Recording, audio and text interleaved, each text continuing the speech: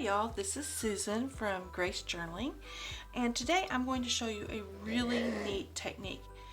It's called the black ice technique, and it just creates a really beautiful looking card front, decorative detail. For this you're going to need a piece of shiny cardstock. This is silver. You can also use gold or any of the other ones, but it needs to be that mirror finish. You're going to use Staz on ink, VersaMark Watermark stamp pad, and some clear embossing powder. I need a stamp block, and the stamps that we're going to use today are the Warmth of Christmas stamp set from Sweet and Sassy Stamps. I've tried putting these in the Misty. They stick very, very well because they're just these solid ones, and that's why this is nice and bent up. So we are going to do these hand stamped. I think that will work a lot easier for this technique. So we're just going to line that up on the stamp block, and we're going to stamp it with our Staz on ink. Get that good and stamped up. Oops, I always end up getting more on me than on the stamp pad. Sometimes it just feels like that to me. I'm just going to get that good and stamped on there. And then we're going to just position that onto this, the mirrored cardstock, stamp it down. Now, if it doesn't stamp perfectly, that's fine, because this is kind of a really unique look, and actually I think that will add some really uniqueness to the front of this card. So now we're going to put in, this is a bench. Again, we're going to stamp it, ink it up. Again, if it doesn't stamp perfectly, that's okay, because that just adds to the uniqueness of this card. So we're going to press that down and get that as good as we can. That one stamped pretty well. Put that over on the stamp stammy to rinse off. And then finally we have our sentiment, which just says Merry Christmas on this one. Makes it easy. We're going to ink that up. Kind of want to make that ink up a little bit because we want it to be sure that you can read that it says Merry Christmas.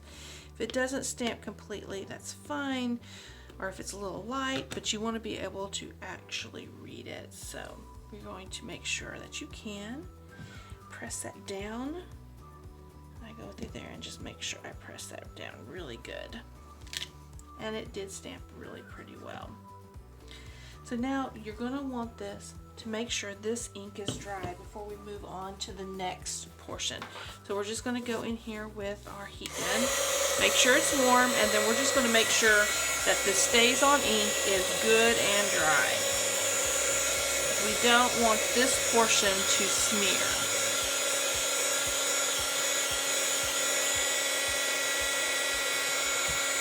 Okay, that is dry. Okay, so now the next thing we're going to do, we're going to want to have a piece of paper under this because we don't want to get our work surface dirty.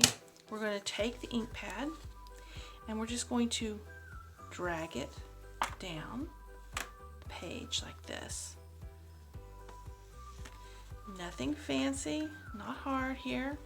We're just adding some extra texture to the card. I go this way as well. It gives it a kind of a rustic kind of feel, and this adds to the iced look. Okay, so we've gotten that done. So we want to make sure that's dry before I drag the VersaMark over it, and I'll show you why. Because you will get the black ink on your VersaMark, and this isn't necessarily a big problem, except that when you go to use this with clear embossing powder on another project, sometimes you get the ink, the black that shows through. So if you're going to be doing this quite often, I would suggest having a VersaMark pad that's just for these kind of projects, and then have one that's a pure one for when you're, want to make sure that your embossing powder stays clear. So I'm just going to blow dry this again, make sure that it is good and dry. And so now we're going to do the very same kind of thing with the VersaMark pad. We're just going to take it lightly and drag it down. Take it lightly, drag it down. Take it lightly, oops, and drag it down. So we're going to get that kind of covered. And so now we're going to sprinkle on the clear embossing powder, and you want to cover the entire card. I start at one end like this because I don't have the big thing of embossing flat powder that some people have. I just have to go like this. So you got it done. We're going to empty this back into there, and then we're going to pour it over one more time to make sure that we've got it all well and covered. This time we're going to start at this end.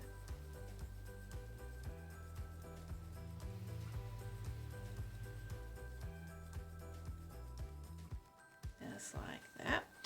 And then we're just going to pour it off down this direction now. So we make sure that, you know, we got plenty of the embossing powder on there.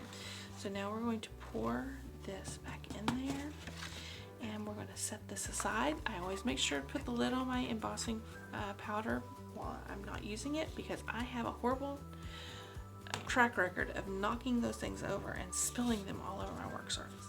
Okay, so now we're going to be using the heat gun again, and we want to make sure and heat this where all of the embossing powder melts. So let's get this warm, and then let's start melting.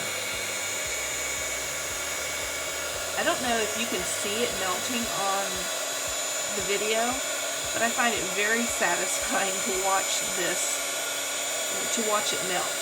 So as you're seeing, it's melting all on this card. It's going to curl up a little bit, and that's okay, because when you glue it down, you can glue it down where it will be good and solid. Good and flat.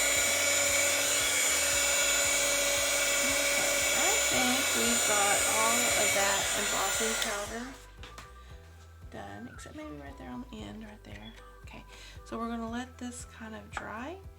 And then I'm going to see if you can see the texture that this gives it. It gives it a beautiful texture. It gives it kind of an antiqued kind of look. I don't know if you can really see it on film, but it gives it a beautiful, beautiful look. And so now this is just a card front that's all ready to just stick onto the front of a card, and you're ready to go. It doesn't really need much more than this. You could trim it down a little bit so that it fits on the card with a border around it.